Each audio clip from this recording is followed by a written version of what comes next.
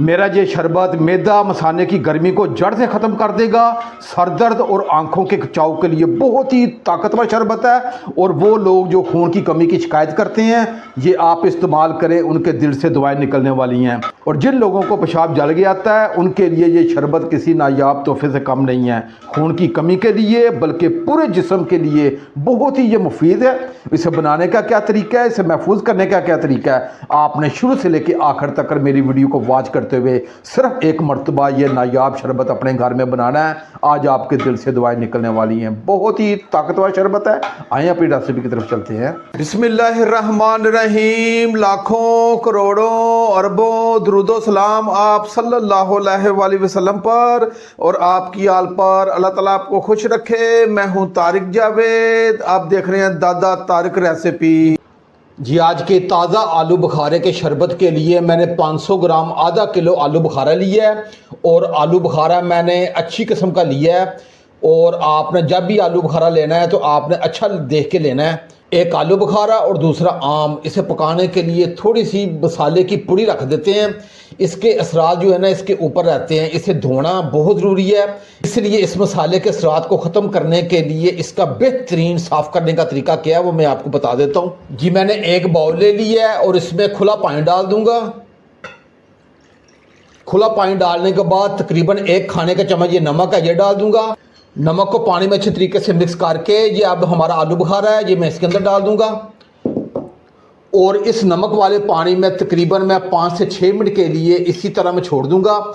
ये सबसे बेहतरीन तरीका है आलू बुखारे और मैंगो को धोने का। अब इसे मैं अच्छे तरीके से धो के साफ़ करके आपकी खिदमत में मैं हाजिर हूँ। जी, आलू बुखारे को मैंने 5 से 6 मिनट के लिए नमक वाले पानी में इसी तरह छोड़ दिया था। और इसके बाद मैंने 2 से 3 पानी अच्छे तरीके से धो लिया है। और ये बेहतरीन हमारे पास ये आलू बुखारा हमें मिल चुका है, जिसे मैंने एक अलग प्लेट में निकाल लिया है। जी, चूल्हे की फ्लेम को मैंने ऑन कर लिया है और आंच को मीडियम रखा है। अब इसमें नाप के 1 लीटर में पानी डालूंगा। बिस्मिल्लाह। 1 लीटर पानी डालने के बाद ये हमारे साफ़ सुथरे आलू बुखारे हैं, ये डाल दूंगा। अब इसे मीडियम आंच पे मैं इसे 10 मिनट के लिए कुक करूंगा। और 10 मिनट के बाद इसका जो अंदर जो पल्प है वो इस पानी में शामिल हो जाएगा। इसकी तमाम ग़िज़ाइयत और ताकत इस पानी में आ जाएगी। ये तकरीबन मुझे 10 मिनट लगेंगे। 10 मिनट के बाद इंशाल्लाह मिलते हैं। आंच पे आलू बुखारे को मुझे पकाते हुए तकरीबन 10 मिनट हो गए हैं। अब इसका ढक्कन उठा के चेक कर लेते हैं। ये नहीं, हमारा बेहतरीन ये आलू बुखारा कुक हो चुका है, बल्कि ये मुकम्मल खुल चुका है। मैं आपको चम्मच के जरिए आपको चेक भी करवा रहा हूँ। इसका तमाम पल्प का असर और जूस इस कढ़ाई में आ चुका है। और ये इस वक्त बहुत ही ताकतवर ये पानी हो चुका है। और ये आलू बुखारा इतना सॉफ्ट हो चुका है कि इसे मैं चिमटे की मदद से हल्का सा दबाऊंगा और इसकी जो गुठली है वो अलग हो जाएगी, जो इसका पल्प है वो अलग हो जाएगा। इसमें 400 ग्राम चीनी जाएगी। आप कहेंगे कि चीनी इसमें तारक भाई बहुत ज़्यादा डाल रहे हैं, हम इसका शरबत तैयार कर रहे हैं। जब ये हमारा शरबत तैयार हो जाएगा तो हमने थोड़ा सा ये शरबत डालना है, बकाया पानी डालना है। इसलिए मैं 400 ग्राम ये चीनी डाल रहा हूँ। आपने ये 400 ग्राम ही चीनी डालनी है, ये मैं डाल दूंगा। और चीनी डालने के बाद इसे अच्छे तरीके से मिक्स करूंगा। और मिक्स करने के बाद मज़ीद इसे 2 मिनट के लिए कुक करूंगा ताकि चीनी अच्छे तरीके से इस शरबत में हल हो जाए। मैंने एक हैंड मैशर ले लिया है और हैंड मैशर के ज़रिए ये हमारा आलू बुखारा है, इसे मैं थोड़ा सा प्रेस करके इसे दबा दूंगा ताकि इसका जो पल्प है वो इस पानी में शामिल हो जाए। अगर आपके पास इस तरह का हैंड मैशर नहीं है तो आपके पास कोई भी चम्मच वो आपने ले लेना है और अच्छे तरीके से दबा के आलू बुखारे का जो पल्प है वो इस पानी में उतार देना है। और इसकी जो गुठली है वो बाकी रह जाएंगी, जिसे हम बाद में अलग कर लेंगे। जी, मैंने हैंड मैशर के ज़रिए तमाम आलू बुखारों को दबा दिया है। जो इसकी गुठली हैं वो अलग हो गई हैं, जो इसका जो पल्प था वो इस पानी में शामिल हो चुका है। अब इसमें सिर्फ 2 चीज़ें जाएंगी। मैंने हाफ़ टी स्पून ये काला नमक लिया है और हाफ़ टी स्पून मैंने सफ़ेद नमक लिया है। जो ब्लड प्रेशर के मरीज़ हैं वो दोनों नमक नहीं डालेंगे। जब मैं दोनों नमक डालूंगा इससे बहुत ही कमाल का जायका आएगा। और इसे अच्छे तरीके से मिक्स करूंगा। और मिक्स करने के बाद इसे मैं 4 से 5 मिनट के लिए अच्छे तरीके से कुक करूंगा। उसकी वजह यह है कि हमने चीनी 400 ग्राम डाली है और इसके ऊपर थोड़ी सी झाग आएगी, वो हमने हर हाल में उतारनी है क्योंकि हमने शरबत को महफूज करना है। ये चीनी डाल के मैंने आलू बुखारे के शरबत को मज़ीद 3 से 4 मिनट के लिए अच्छे तरीके से इसे कुक कर लिया है।